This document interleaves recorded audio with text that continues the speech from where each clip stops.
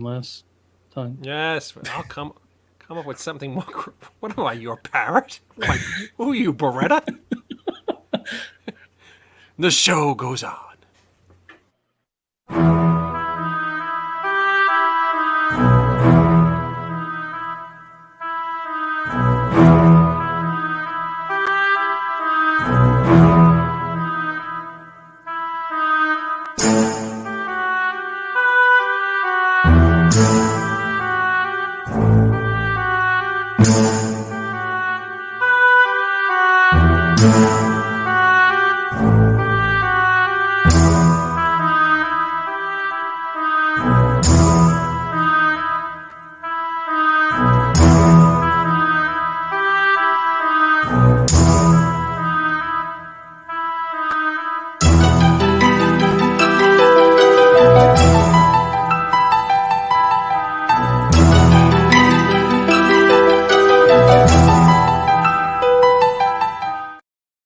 Hello, everybody. Welcome to another jam-packed edition of the End of the Night. I, of course, am David Lee Madison, the hack who runs this show, and this gentleman right here is the lovely and talented producer and co-host of this program, Mr. Joe Ridgely. Joe, how are you, my friend? I am fantastic. How are you? I am fantastic. I got a bunch of shit I want to talk about, so let's get the ball rolling. I had a wonderful, wonderful weekend. I had a signing in Port Jervis, New York, at Haven for Heroes, my dear friend Emmett Garnham's shop. Great store if you want comic books and magic cards and toys and all that kind of fun antique stuff. We had a great signing. There was also a food drive, and I was out there with none other than the legendary Jim Crut, who was right beside me, and we had an enormous turnout. And a lot of people brought food for the food pantry, and we just had a wonderful time. So I want to thank Emmett Garnham at Haven for Heroes for having us out at Port Jervis, New York. And I got to meet Joe. They had a whole bunch of horror writers there, and it was absolutely fantastic. All young cats who were really, really super smart, and the future of horror is in good hands because these writers are great. And I invited many of them to, all of them actually, to come on this program at later dates. So that was an enormous amount of fun. And So wait a minute. What was the strangest thing you have signed to date? I signed, well, at Monster Mania, the year that Mr. Hush came out, I signed a boob on a Friday. And then on Sunday, the woman returned with my signature now tattooed on her chest, which I thought was pretty wild.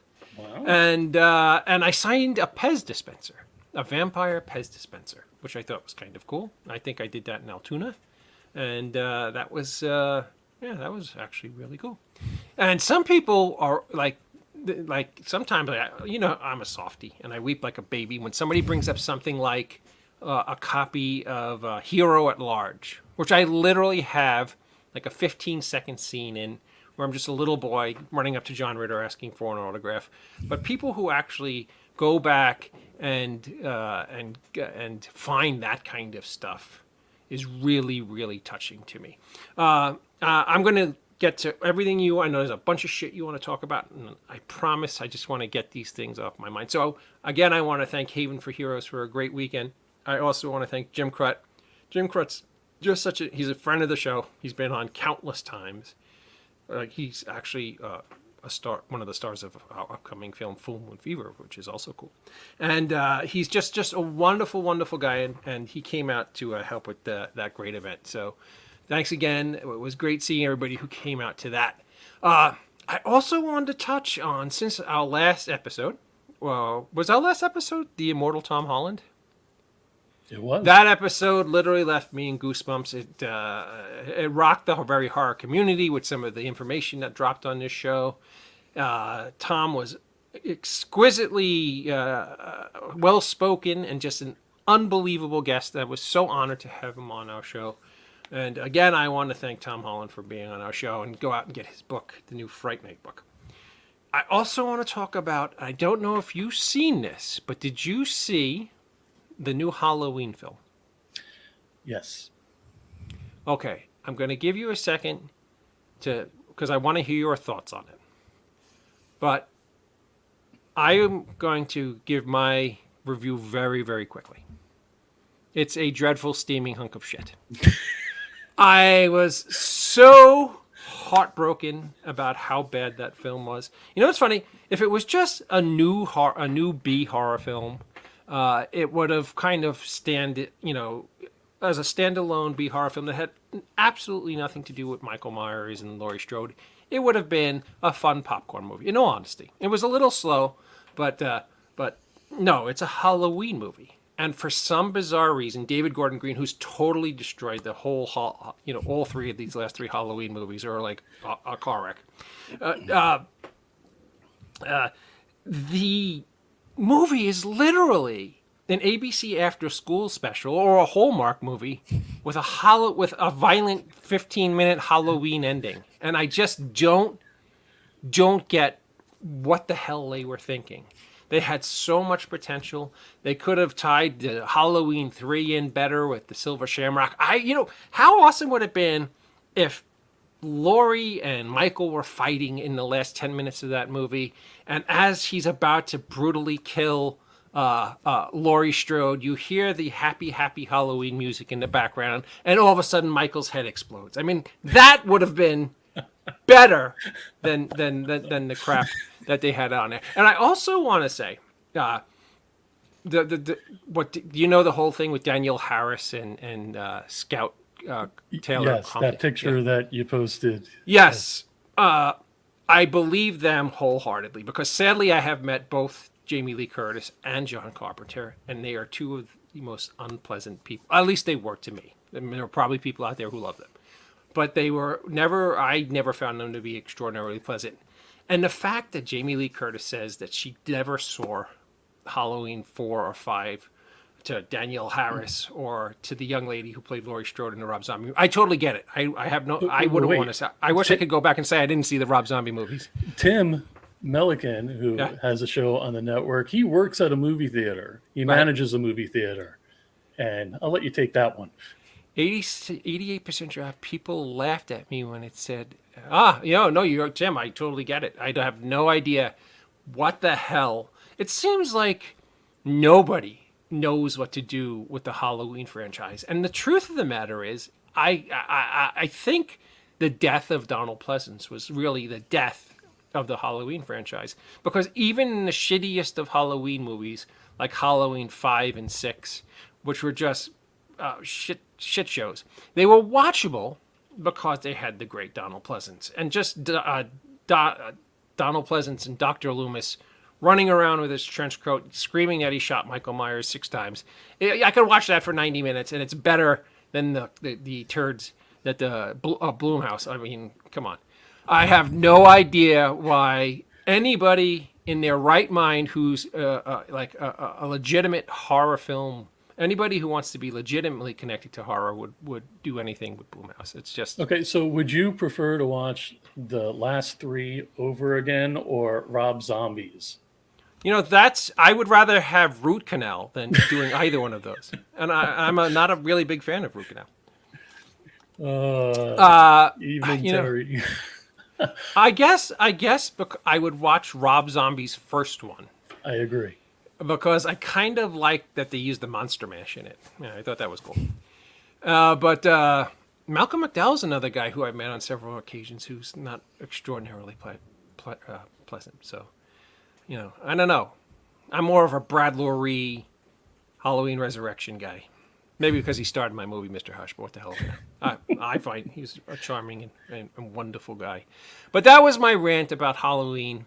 Another thing, next week we're not going to have our traditional Halloween show, but if you come on my Facebook page on Goosey Night, which is Sunday, oddly enough, where I would usually be right here, I'm going to be broadcasting live from the famous Clinton Road in the middle of the night as the clock turns from midnight till on Halloween day. Now, wait a minute. I remember this was supposed to happen another year, and everybody else chickened out. So you didn't go. Everybody else chickened out. And it was also sadly, I think, with the COVID year. No, maybe not. Yeah, because that was supposed to happen after my party. My party was on the night that because I remember Brian and I were talking to you guys live from our party. I think you had another show on, but this year it's Halloween lands on Monday, so Sunday night, my daughter and I have broadcasted live from the Amityville house in the Devil's Den in Gettysburg, and this year it's Clinton Road. So stay tuned for that. With that being said, Mr. Ridgely, I know you have a lot to talk about. I'm super excited about the announcement you have about that wonderful company your beautiful wife and daughter have cooking. I know that my lovely wife placed an order just today, and I can't wait because I am a huge fan of their products. Lay it on us, Mr. Ridgely. Before I do that, I'm going to hit some comments real fast. We got Facebook user. Hello, I'm assuming... I can't assume anymore. Somebody screwed things up. I'm assuming that's Luciana, but we got Ken, who is a major supporter of all of our shows. Hi, Ken. I hope you're well, brother. And the Facebook. Oh wow, cans and candy, pertaining to you signing stuff. Oh, Oh, yeah. There you go. See, I'm such an old simpleton. I thought she meant like cans, like Coke cans. But I'm a mess. What the hell? I know. Tim said the Tom Holland show was great. It absolutely was. Thank you, Tim. And then we got the comments from the Halloween stuff. And Ken, if I didn't have my contacts on, I'd probably read that. But sometimes... Halloween Ends had the perfect opportunity to do a crossover. Think about it. Christine, 1983. If Arnie Cunningham and Lee was pregnant before Arnie died, by the time they would have had a grandson in Halloween Ends 2022, Corey Cunningham. Now that would have been an awesome plot twist. Yeah, I get it. They just screwed the pooch on every angle on that film. And then we got Terry. Hi, Terry. I hope you're well, brother. Happy Halloween. Yes. And Susie. Hi, Susie. Happy Halloween. I hope you are well. All right. We go ahead. Lay it on us. Oh, I'm sorry. Did you have something? No. Okay. Go ahead. Sorry. All right. No. All right. So, guys, we've been talking about this for a long time. The Indie Escape Network was going to get their own line of scents on Hearts of the Mystic Folk, and it's finally here. So, this is where I have to try to multitask, which is kind of scary. So, we have the Indie Escape lineup, and David Lee Madison's, you see, low stock. These are limited edition. So you click on the actual thing, and it will tell you exactly what it is. And it says rice pudding. Why? Yay! Tell them why, Dave. Because everybody who knows me knows that I literally live on rice pudding. I mainline it in my veins like a rice pudding Coke fiend. So please go take a look. I will actually share the link as well. We got the Indie Escape Network sent. We have David Lee Madison's The End of the Night, Tim's Wicked Meet and Greet, have Cold Fusion, Industry Outlaws United, Alaska Zero. We have Generation Movie, Symbolistic Cynicism. I hate saying that. My Manic Mondays, and Black Dog Films. So... take a look. All kidding aside, though, Joe, I want to tell everybody out there. I didn't mean to cut you off, but I just want to get this thought out while it was still fresh in my head. I will personally guarantee that these scents are both fantastic and they last longer than any other scent on the market. Thank you. Absolutely true. They're super fantastic, and I'm super proud to have a scent named after our little program. We appreciate you guys being a customer. Boom, amazing scents. Yes. Any other? Do you want to talk about any programs we have coming? No, because I'm taking the week off. Oh, is this the last one? Yeah, this is the last one. I won't be back until Brandon's show. Actually, no, I won't. First time I'm going to be back is your show on the 6th, I believe. Wow. Yeah. That's pretty epic. So taking a little break. The guys are still doing their thing, I believe, on Monday, Tuesday, and Wednesday night. So nice. Yes. Thank you. On November 5th, I will be at the Pocono Cinema with Mr. Brian O'Halloran for a screening of Clerks 3. So go to Pocono Cinema if you want to get tickets for that event. We will be there on November 5th. go to Pocono Cinema and grab tickets so you could make fun of Brian and I like you do at every event that we do at Pocono Cinema. With that being said, is our lovely and talented co-host available? I believe he is. Mr. Schiaffo, you ready? Ladies and gentlemen, without further ado, my dear friend and beloved co-host, Grunkle Scott Schiaffo. What's up? Grunkle Skunt, how the hell are you? I called you Skunt. It's like Skunt? Scott and Cunt mixed together. Skunt. Ooh. Skunt? Ooh. That's a Freudian slip. Nice. Or was it? You bastard. You bastard. How you doing, Skunt? I'm doing okay. I got some shoulder pain I was sharing with you last week. Probably have to do physical therapy before they can do anything else. But, hey, man, I beat the hell out of my body for so many years. It's all coming back to haunt me now. Do you know exactly what you're dealing with? What kind of injury it is? Or It could be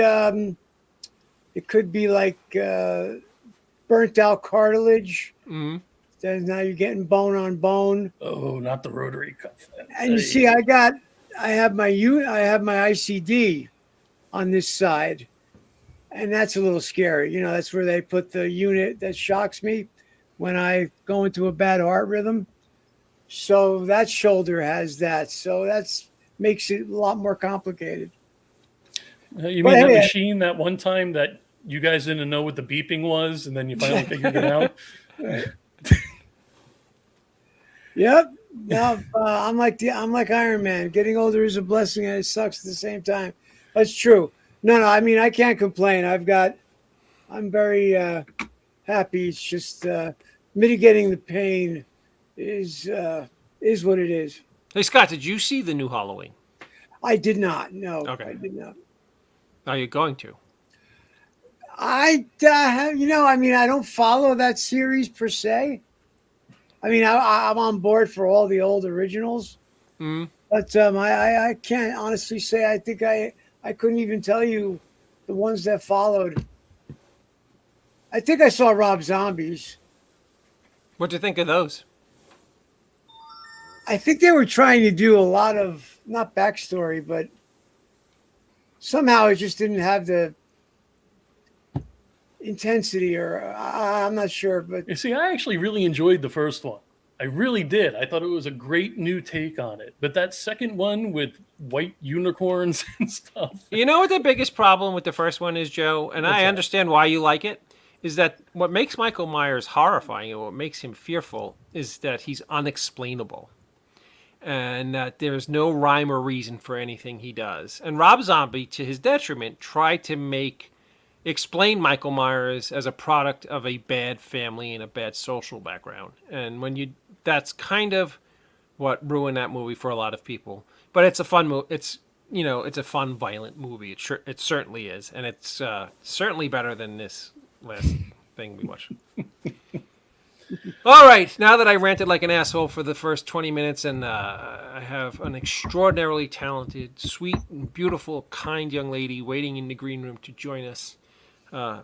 Just a wonderful actress, a voice actress, a humanitarian who takes care of animals and is just really a wonderful human being. And I'm blessed to call a friend.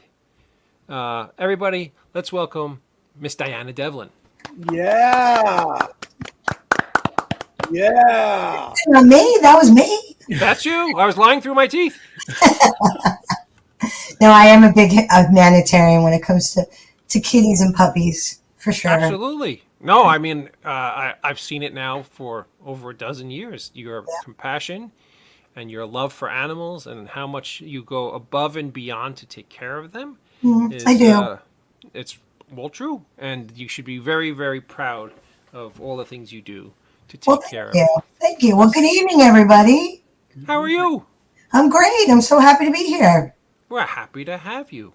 And I just have to say, honestly, you think the novelty would have worn off, but I've been here in northeastern PA, and my goodness, it is absolutely stunningly beautiful this time of the year. The colors of the trees are magnificent. Every time I leave the house just to go to the mailroom, I'm in awe. I'm driving like 25 miles an hour and I'm just looking around. Just can't, it's so beautiful. It's so funny because my dear friend Jim Crowder, who I think you also know, was at Emmett's shop, another dear friend of both of ours. Did a signing yesterday, and he spent today roaming around Milford, and he had lunch with his beautiful wife at the Milford Diner, and he went out and he looked at all the fall foliage, and he was absolutely shocked and amazed at how beautiful it is up here at this time of year. Oh my gosh, it's amazing. Absolutely amazing. So, Diana, thank you so much for joining us tonight. It's always an honor and a pleasure to talk to you. I just want to dive right into the interview because you have such an interesting past and you've done so many cool things. I wanted to ask you, how did you get involved? Because I don't even personally know this. How did you get involved with the Clerks cartoon?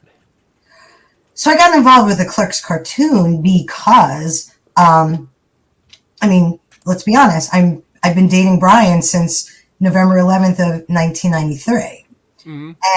But it wasn't just like handed to me. It wasn't handed to me at all. What happened was ABC, courted Kevin to do the series. UPN had offered to do an entire season, and ABC, pulled him away and said, UPN, like that station's not even going to last. You want to come with ABC? Everybody knows ABC, and they promised, what is it, six episodes, and this is back in 1999. So there were cell phones, but most people didn't have one. And so when they were coordinating and trying to organize like meetings and Brian's flight, they were contacting me because I had a fax machine.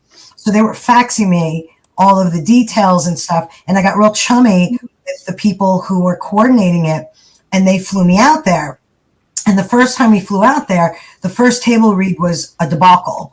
The script was way too long. There was a lot of language that ABC was putting the kibosh on. So he had to go back to the drawing board and redo the script. So the second time we flew out, I approached Kevin and I said to him, I want to be part of this. And he was like, let's just get, a couple of episodes under our belt and then I'll bring you on. And in my mind, I was savvy enough to know that a couple of episodes, there may not be anything after those couple of episodes, and I was right.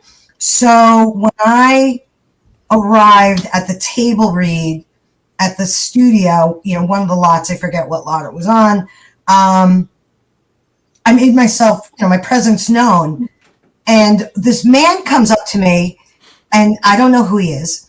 And he says to me, could you do me a favor? Could you read some of the incidental voices for me? There was a little boy, there was an old lady, there was like a New Yorker type Long Island voice. There was all these different voices. And I was like, sure.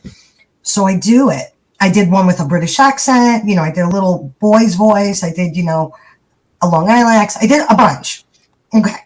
After it's over, this guy comes back over to me, and I love telling this story because it really was just like, it was just such an example of like being in the right place at the right time, but also being ready for it. He comes up to me and he says, wow, you are terrific. He says, I'd love to have you be part of the first episode. Do you have an agent? And I said, no, I don't. And he's like, are you part of SAG? And I'm like, no, I'm not. And he goes, don't worry about it. We're going to Taft-Hartley you. We'll take care of the fees that we're going to have to pay for you. We want you on board.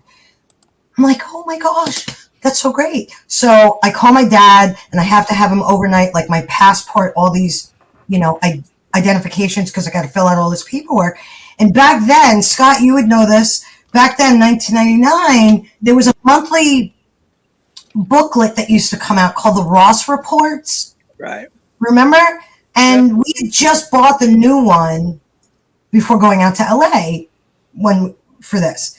Sure. And the book is sitting on the table in the hotel room, and I'm so amped, and I start flipping through it, and there's the guy who came up to me who said to me, "You were awesome.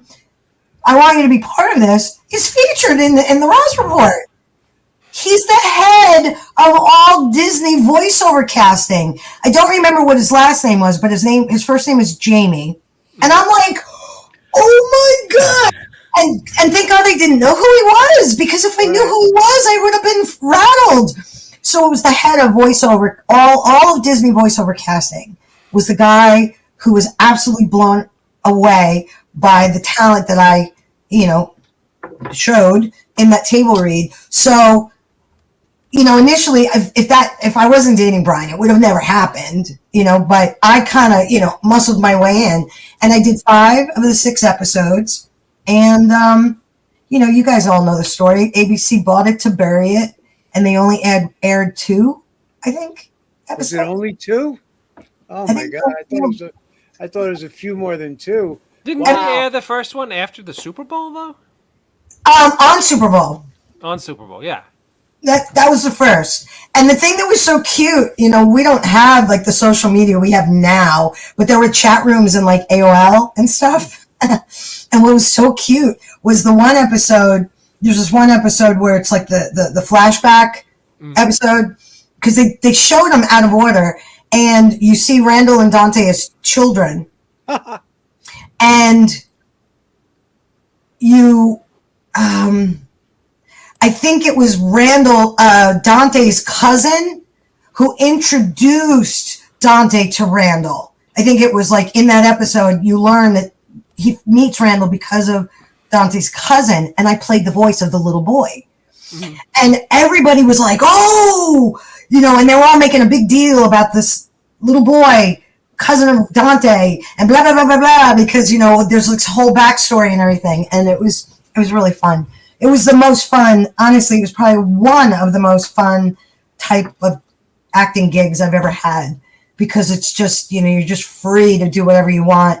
And it's just your voice, and it's just so much fun. I had blast, and, all the fans just keep asking for that cartoon back. I can't say for sure. Scott, maybe you remember.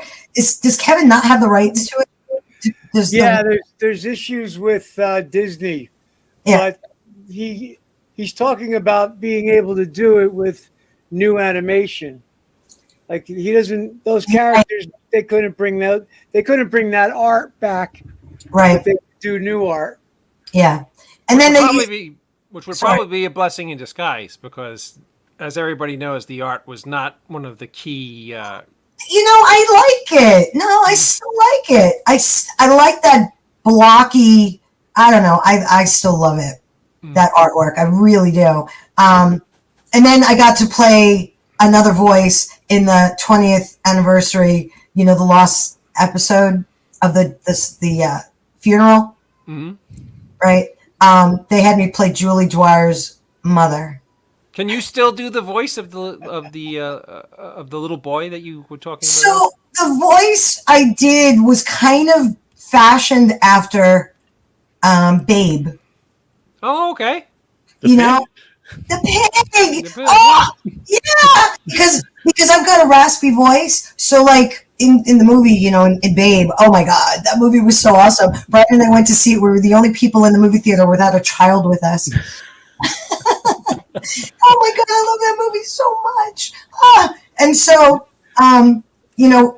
Babe, I'm trying to think, like when he's all upset and he's like, I want my mom. He had that little voice like, excuse me. And it was like raspy. So I did like a little boy's voice that was like raspy. I'm trying to think of like a great line. I don't know. My heart's just swelling because that movie brings me to tears every time I see it. I love that movie so much. And every time I hear the song that the guy sings to Babe to kind of put the spirits. By the way, Brian, if you're watching this somewhere tonight, when you come home, if there's a little baby pig in the house, don't blame me. I had nothing to do with it. Well, that movie came out, I think, in 1995-ish. And we had just adopted a Jack Russell Terrier named Emily. And Emily, the way she was shaped, she was a short-legged Jack Russell.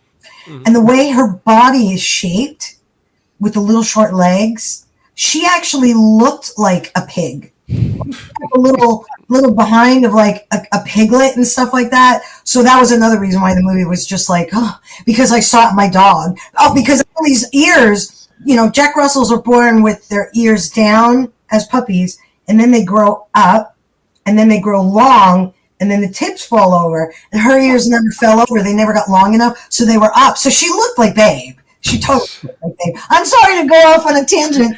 It's just, yeah. Absolutely. So after you guys are done with the Clerks cartoon, which was has its own cult following and was fantastic, you I think went up to Canada and shot a wonder. And you know this to be true. I'm not just blowing smoke up your ass. You know what a huge fan I am of this film. I've talked to you about it on several occasions. I thought it was super funny. It was a super dark but sweet rom-com called Drop Dead Roses. Yeah. Tell us how that came together. It was just you and Brian, of course, had such wonderful chemistry in the film. It was so funny.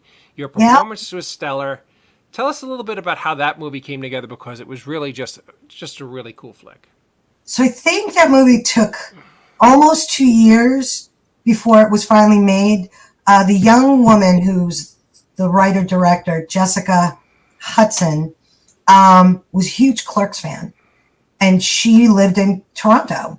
And she reached out to Brian because she was a huge fan of Clerks. And she reached out to Eddie McGee.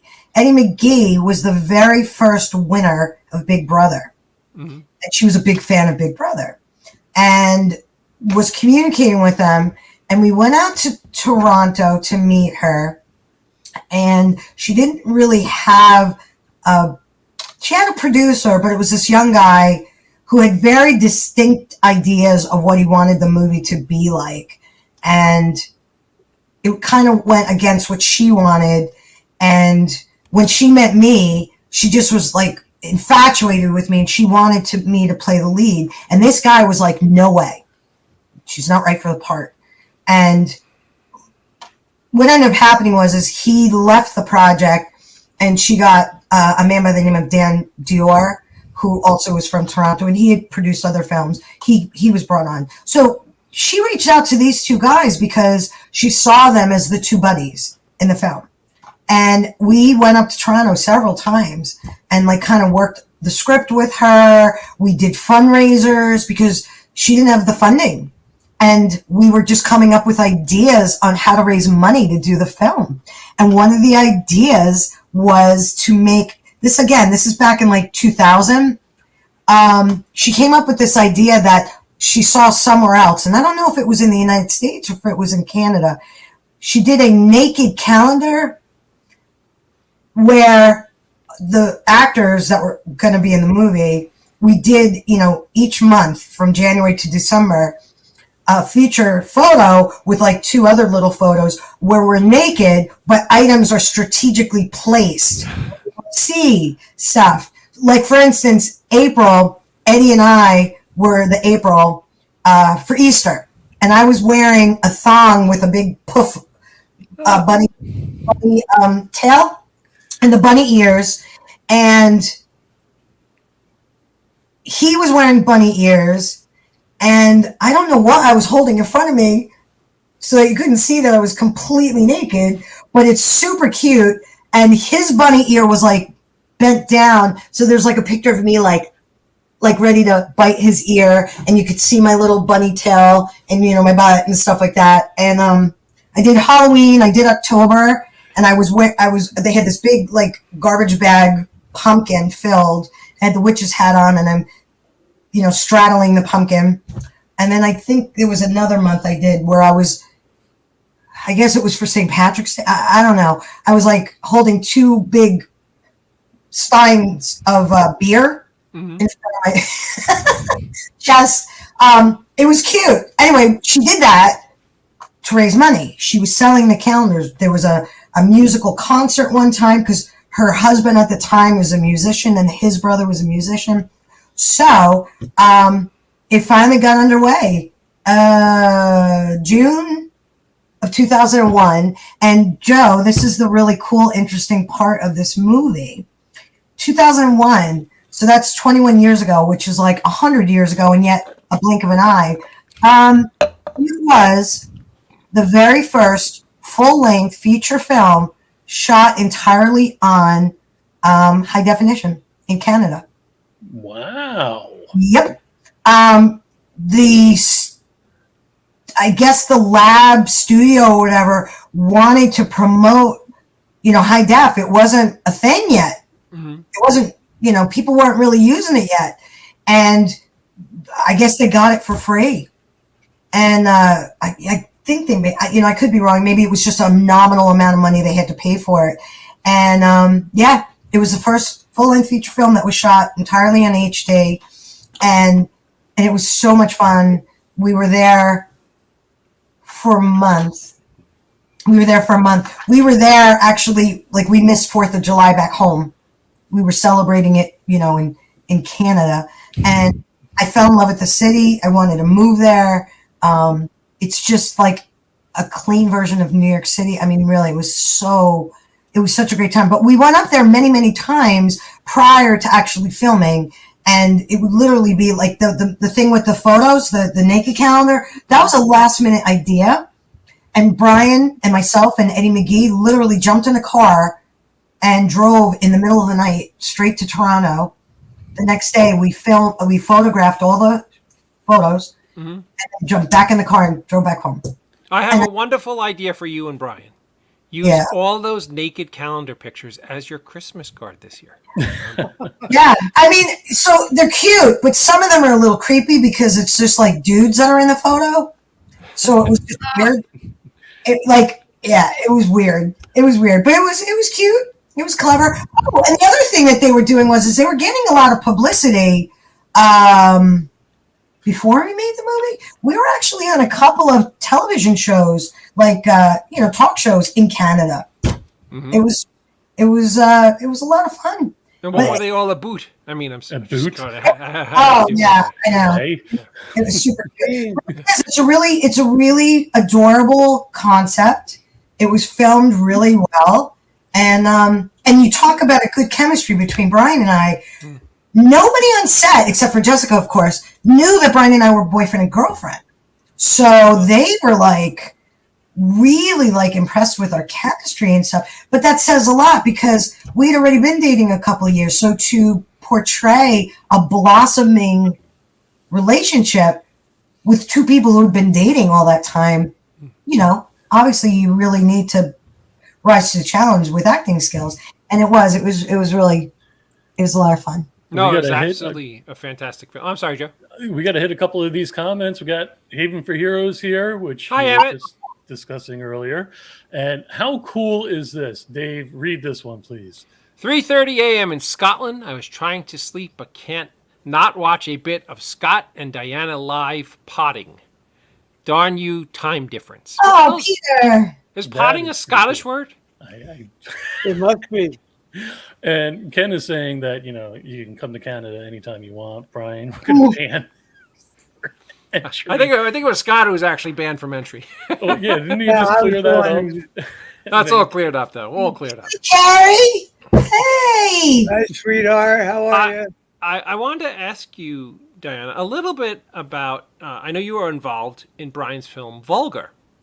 And Vulgar has an enormous cult following too. It's very much like the contemporary Terrifier films that our dear friend David Howard Thornton, a friend of the show, but Brian's Vulgar was Art the Clown, 20 years ago, and it's history kind of repeating itself with this kind of Howard Stern clown cult classic, vibe of pushing the film.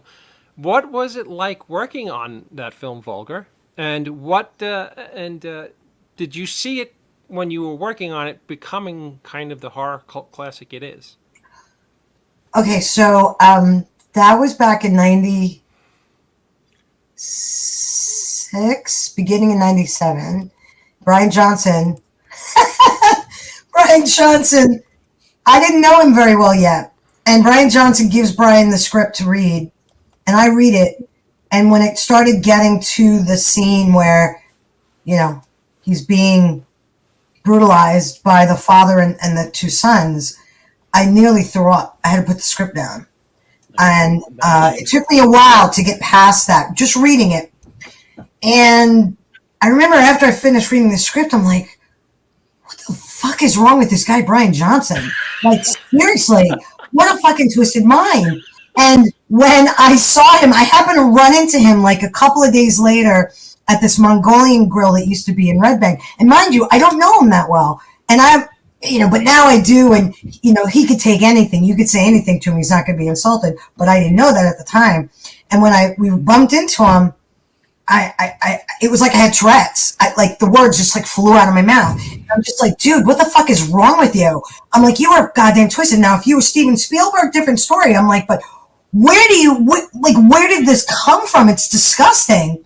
And he was actually flattered that I said that. So I was on set every single day for the filming of Vulgar, every single day. And I auditioned. There was only 2 female characters, the mother who's being abused by the husband, that's Scott, she's married to Scott. And then this other woman, and why am I drawing? I think she was another like mother of a child for the party. And I auditioned and he's just like, you just look too damn young. So he had this other scene, poor Brian's character is poor and he's trying to take care as best as he can of his mom in that nursing home. And he's running short on paying for it and stuff. And there was this whole scene where he's like pleading with the girl that works at the nursing home. And it's, and she's trying to be sympathetic to him and stuff like that. And that was the role I was supposed to play. But they ended up cutting it out because I guess they felt the movie was too long and it wasn't really lending much more to the storyline. So what happened was Brian Johnson is literally freaking out. He's like, oh my God, you have to be in this movie. Out of everybody that auditioned, you were the best. And so the scene that you're seeing the screenshot for where my hair is, I look it was just a small little speaking part that belonged to Brian Quinn's girlfriend. Brian Quinn was a PA. Brian Quinn from Practical Jokers. Quinn Q. Yeah. He was 21 years old and he was dating this girl and they gave her that role. And Brian Johnson took it away from the girlfriend and he gave it to me. And I actually made it a little funnier anyway, just like, hi, Flappy, I'm like sexy and flirting with him and stuff like that. And when I grabbed the microphone out of Scott Mosier's hand, that was on me, where I'm just trying to I want to keep talking and I'm glad you killed that son of a bitch and blah, blah, blah. Anyway, it was really fun. But I was there every single day. And even though it's acting, you figure, oh, well, you're there and on set and you're seeing what's going on and it doesn't seem so frightful and horrifying. And that's not true. That is not true at all because Brian is such a phenomenal actor that it took, I'm going to say, I'm just going to guesstimate, at least a week to film all the scenes of after he gets brutalized. Okay? After he's brutalized and he's still in the getup. In the bathtub. In the bathtub, in his apartment. And so every day he would get to set. It would take about 3 hours to redo the makeup, smearing it. And they would literally paint blood down like the back of his thighs, because he was raped. Yeah. And as soon as Brian sat in that chair, his eyes would go black and you couldn't communicate with him the rest of the day. He just became vacant. And I would cry all day long because he was in this really dark place and I couldn't reach him. I couldn't help him. I couldn't save him. But he needed to be there because of the character, Right. And the scene where he comes home after he's been raped and he destroys his apartment, that was only one take. And they just kept the camera rolling for 20 minutes. You obviously don't see 20 minutes of it in the movie, but they just kept the camera rolling.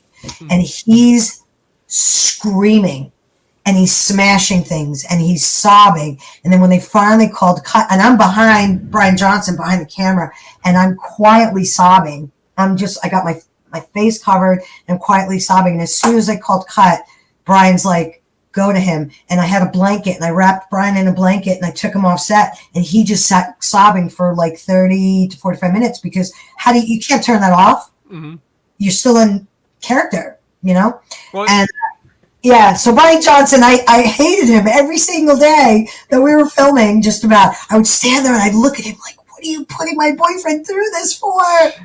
But he's been talking about doing a Vulgar 2 for years. Wow. For years. I, it's still not dead in the water yet, but he's been talking about it. And the last time he talked to me about it was 2017. And he told me that he wanted me to play Brian's wife in the movie. But he's been working on the script, but it's a great film, right? It's really absolutely. Well, I'm sorry, Joe. No, I was just going to say, anybody who hasn't seen it, Deliverance meets Art the Clown. Yeah, it is dark. It is, it is just, it was grungy. Filming it was grungy. Oh my God. There was one night when we were filming in the abandoned water slide park, right? That's at the end of the movie. I don't want to give anything away if anybody hasn't seen it and would like to see it, but that's where Brian's character's in the flappy makeup, but he's wearing a long black jacket and he's chasing after the father. Mm-hmm. As grungy as it looked, that's as grungy as it was in real freaking life. We were filming that at like 3:00 in the morning I think that's Asbury Park, and it was frightening. At that time it wasn't a really good area, and some guy was really drunk and he stumbled from a bar, and he had blood like all over his shirt, and he's like stumbled. He's oh guys, what are you doing? You're making a movie, and we're just like. Oh my God. Yeah. Wow. Yeah. So as grungy as it looked, that's really how grungy it was like when we were filming. Like it was just guerrilla style filming. It was pretty scary and awesome at the same time. This is actually a perfect segue. A few moments ago, you had mentioned what a great actor Brian is. And I know this show is devoted to you. No, we can talk about Clerks 3, please. No, let me get to it. Okay. I, as a friend of Brian's, and I know you are the love of his life, so you probably could totally relate to this.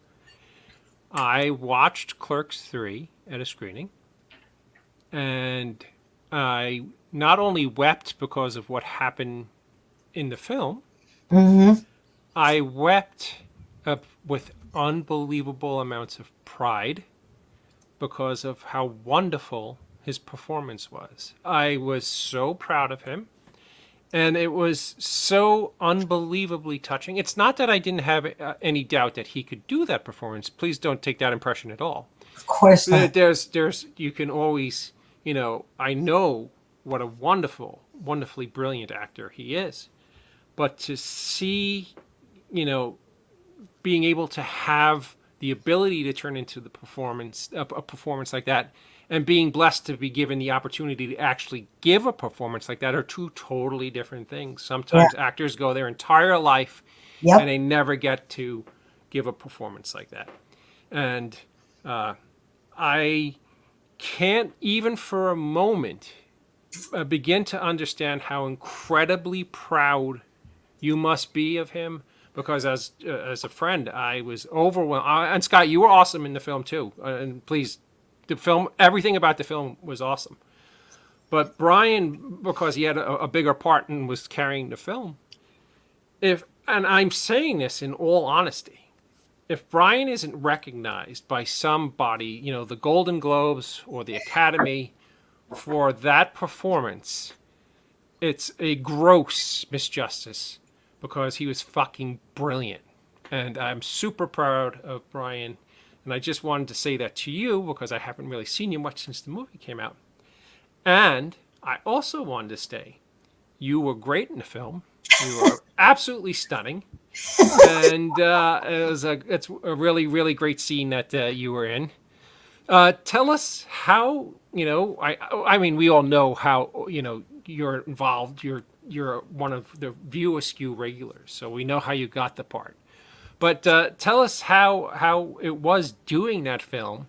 And here's something that I really would like to know. Did you know while Brian was doing that performance that he was turning in cinematic magic? Or is it something that you kind of seen when the film came together? Okay, so there's a couple of things there. First, let me start by saying thank you so much for those kind words. Mm-hmm. And it means an enormous amount coming from you, you being a filmmaker. But I couldn't agree with you more. I honestly, Brian slays me. That performance of his, and I'm talking, and because I know him better than anybody, because I've been with him almost 30 years, the subtle things, just the subtle things were amazing. Just a look, when he's watching Randall direct, they're outside and they cut to Brian just looking at him, and you see the love in Brian's eyes and the pride that Dante has for Randall. Just every little look. And when he's laying on the ice chest, and they're filming the scene where Randall's doing like the salsa shark. Right. You've only seen it once. I've seen it 4 times now, and so each time I pick up on something else. Just Brian lying there and looking up at the camera. You feel his pain. Just him lying there. He's not even talking. Right. And I just see in his eyes. It was amazing. I knew he was going to do an amazing job. He worked on that last monologue, at home. And I'd hear him when we were in the old house. I'd hear him downstairs, and it was powerful. But there's just no way that you can prepare yourself for what you're in store for until you see it on screen. I cried from the moment the movie started. The nostalgia part of this film, just the opening where he's pulling in like a sedan, but you see his Doc Martens and him opening up the store and the song Black Parade. I was sobbing right from the very beginning because of the nostalgia. Everything. The movie was just brilliant. But I'm going to quickly switch to my part in it, and then I want to go back. So that scene, Kevin had a party, like a cast crew party before they started filming at the house that they were renting in Jersey. I forget what town they were in. And he called me over at the end of the night and said to me he wanted me to be in the film. And I thanked him, and I said, I've never asked you to be in any of the films. I just didn't feel comfortable. The only time I ever had a backbone was with the cartoon. And he didn't know that story about the cartoon and how I got into the cartoon. But anyway, Brian told me about the scene, and there's no dialogue. I'm just sitting there. And originally it was supposed to take place in like the church, in like the pew, how they have a special room in a church, in a hospital where, a non-denominational type of thing. Right, you can go pray for somebody. It was supposed to take place, right? Mm-hmm. And after reading the scene, he was filming in Jersey. Brian was staying in his mom's apartment the entire time for the 5 weeks. So his mom was staying with me for those 5 weeks up in PA. And I was binge watching the Gilmore Girls with her.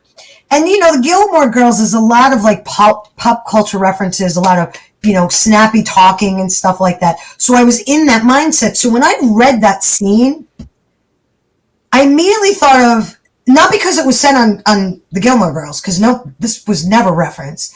I immediately thought of Davy and Goliath. Do you remember Davy and Goliath on Sunday morning? That's the claymation show. Hello, Davy. Yeah. And I saw that as like a little Davy and Goliath sermon, in a weird way, And I figured if I'm sitting in the little room praying, and these guys and Elias is going on and on, like somebody would say something and whisper it, be like, "Hey guys, you want to keep it down there, Davy and Goliath, and so when I got on set, I mentioned that to Kevin, and he goes, "Oh, why did they say that in the Gilmore Girls?" I'm like, "No," and he goes, "Oh, it's just because it's so much pop culture reference." I'm like, "Exactly." So he goes, "All right, let's just film it without you saying anything." And I just wanted it to be a gentle, like, "Hey, Davy and Goliath, you want to keep it down?"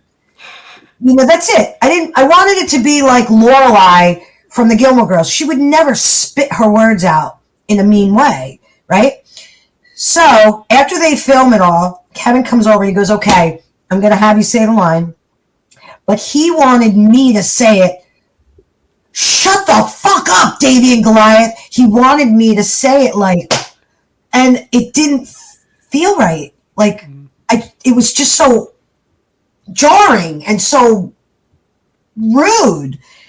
So I did what the way he directed me to say it. And as you could see, they didn't use it. And I knew right after they filmed it, I was like, that's not how I wanted to say it. That doesn't make it funny. I just wanted it to just be like a little, "Hey, Davy and Goliath, want to keep it down?" Because I thought that was funny. I thought it was cute. I thought it was,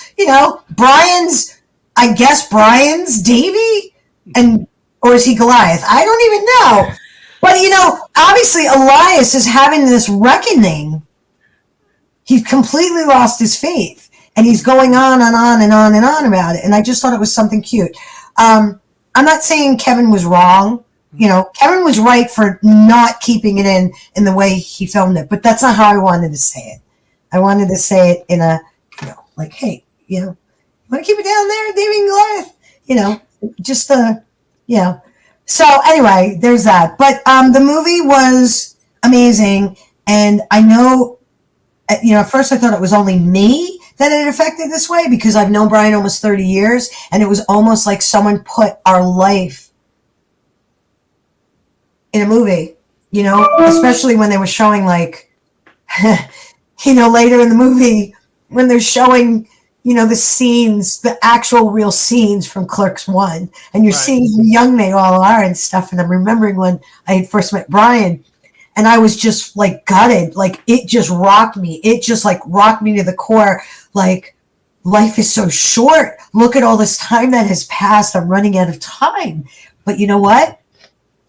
Everybody is being affected by this movie in that exact same way.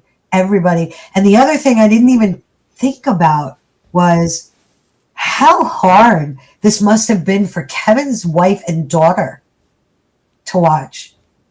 He really did have that heart attack. Right. Yeah. And they have to see that, even though it's being played out in a funny way, they have to see that and how hard that must have been for them, So, the movie is wonderful. And I'm not saying that as a biased, No. It was the movie. Kevin couldn't have done a better story.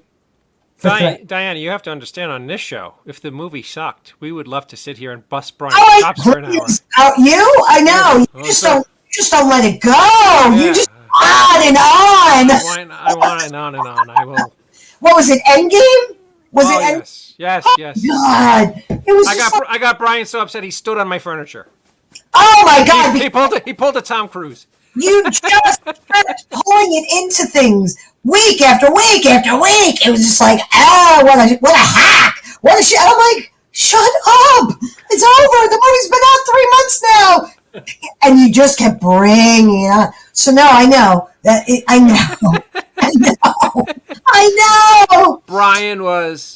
The film is fantastic, and Brian was nothing short of extraordinary, and I'm super proud of him. And that was just. Yeah, and I just hope that everybody, even too. Not that the performance was great. Obviously, there was a lot more emotional stuff, and it had to be brought to a different level in 3. But even 2 was adorable. It really was a good film, and it really didn't get the credit it deserved. Oh, absolutely. No. Yep. And I just hope, look, I've seen, sure, there's always going to be those people who are just like, I've read reviews where they're just like, oh, this movie was so boring, I fell asleep. What? Hello? Do you not have a heart? Like, how did this not affect you even a little bit? Like, what is wrong with you? William, Keith's son, he came to the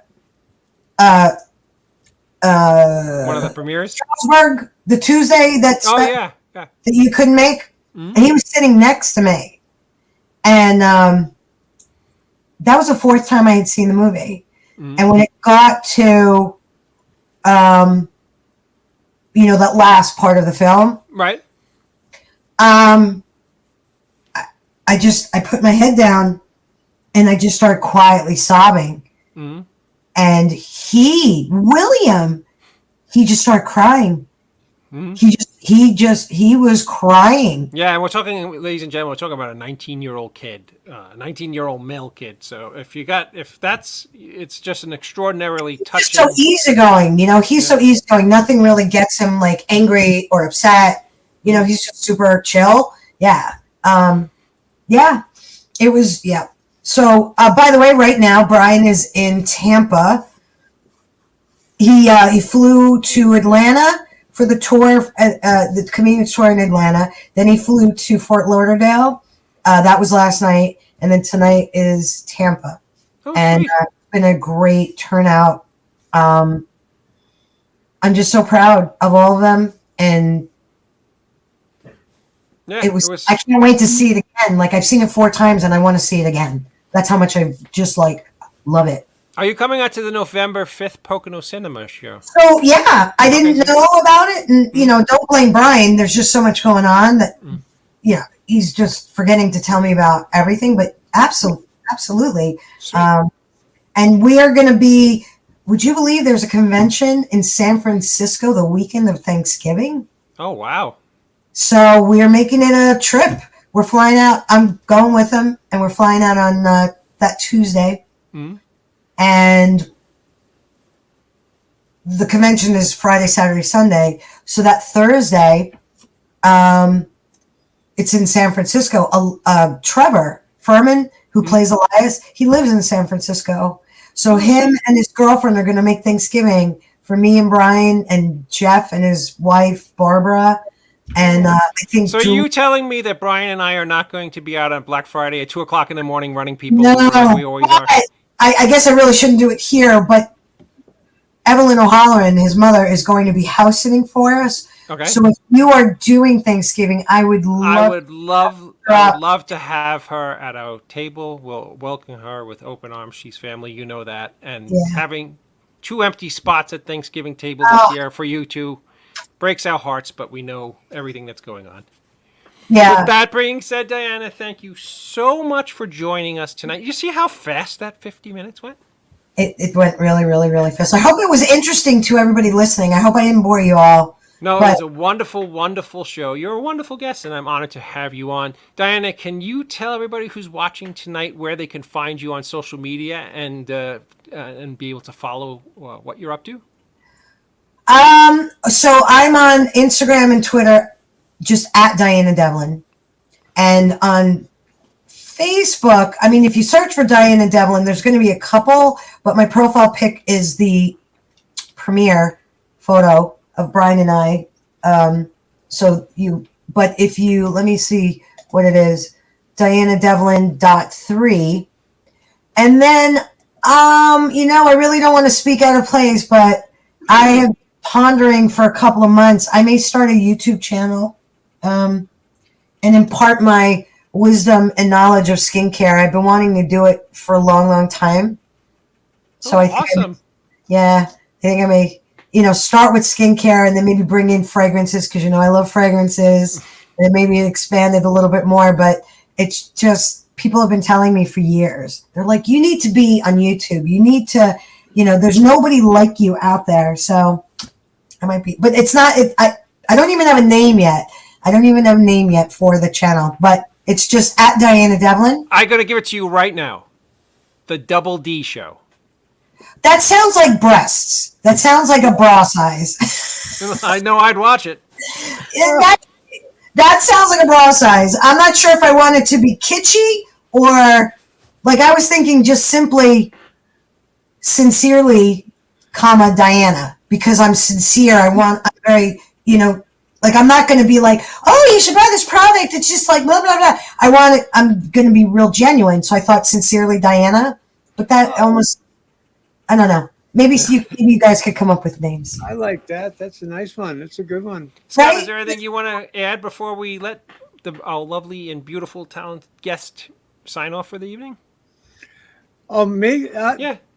Love you. I wish I could see more of you. Oh, Scott, I love you too. And you were so great.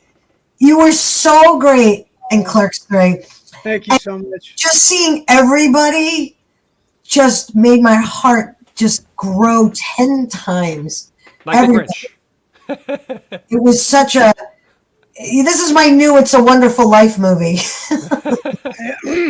I actually cried driving home from the costume fitting. When you found out, Yeah. you reached out to Brian. You were just like, oh, yeah, totally. So upsetting.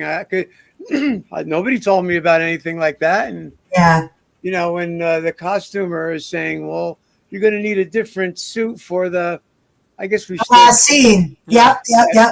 I'm like, what? What's that? Yeah, you were really disoriented by it. And tell me that you reached out. Felt like I was sucker punched. Joe, did you see it? No. Okay, that's okay. No, I'm kidding. Of course I did. Where did you get to see it? When did you get to see it?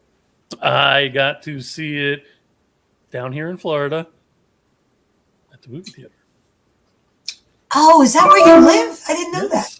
You know what's awesome? Tonight, I saw a picture earlier of our wandering wannabe brother and lead drummer, Alan Jax Bowers. He's there! Playing down in Florida, so that's pretty awesome. Yep. Yep. Yeah, that's so great. With that being said, Diana, thank you so much for joining us tonight. I hope to see you soon. Give my love to that goofy Brian character who you snuggle with at night. And ladies and gentlemen, the lovely and talented Diana Devlin. Thank you, Diana, for joining us tonight. So much. Thank you, guys, really. And thank you. I'm so happy that I got to talk about Clerks 3. I was really hoping that we would. Oh, no, absolutely. And, we got to touch pretty much on most of the key factors on your career. If you ever want to come on to promote anything, or if you ever want to come on just to shoot the breeze or say hello, you're always welcome on this show. Thank you, Diana. Have a lovely evening, and we'll talk soon, hon. Thank you. And Joe, I'm going to be buying those charts from you. They sound amazing. I appreciate that. Thank you. By the end of the night, it's almost sold out, and it'll help my ego a little bit. Yeah, we got to get that rice pudding scent. Smell. Yeah, you can give it to me for Christmas. Good night. Good night, Di. Good night. What an Wow. awesome guest. What a great show. That was amazing. Is there anything you guys need to say? Because I actually have to be on the road for Springfield, Massachusetts at 5 o'clock in the morning. So Well, I want to unless you tell us what's going on in Springfield. I'm driving my daughter back to college. Oh, okay. Nothing exciting. Well, that's still exciting. No, I mean, it's exciting to me, I guess. With that being said, I want to thank everybody who's watched the show tonight. I want to thank the extraordinarily lovely and talented Diana Devlin who is our guest tonight. She's always charming. Make sure you buy the End of the Night flavor and all the other flavor at Heart of the Mystic, folks. What's their website again? heartofthemysticfolk.com. And I think we're going to be back on the 6th, if my memory serves me right. Everybody, this is actually really important for me. Have a wonderful and safe Halloween. If you see somebody out trick-or-treating who you think may be a little too long in the tooth or an older teen out trick-or-treating, don't be an asshole. It's better that they're out having fun, trick-or-treating, doing what's right on Halloween, than going out and doing drugs or drinking or acting like assholes. So be kind on Halloween to everybody who wants to go out and have fun. Again, next Sunday night, look on my personal Facebook page, as I will probably be eaten by a monster on Clinton Road at 1 o'clock in the morning. Who knows what the hell's going to happen? Scott, is there anything you want to say in passing? No, I'm good. I think that I just want to thank everybody, as always, who are so supportive. The View Askew people are amazing. I've gotten such great feedback for the film, and it's just been a blessing. Joe, anything you want to say in parting? No, I think we're good. Just an amazing guest. That was It was awesome. a great show. And again, I want to thank both you guys for always having my back. The show would never, ever work if I didn't have you two. And remember, no man is a failure who has friends. We'll see you guys in 2 weeks.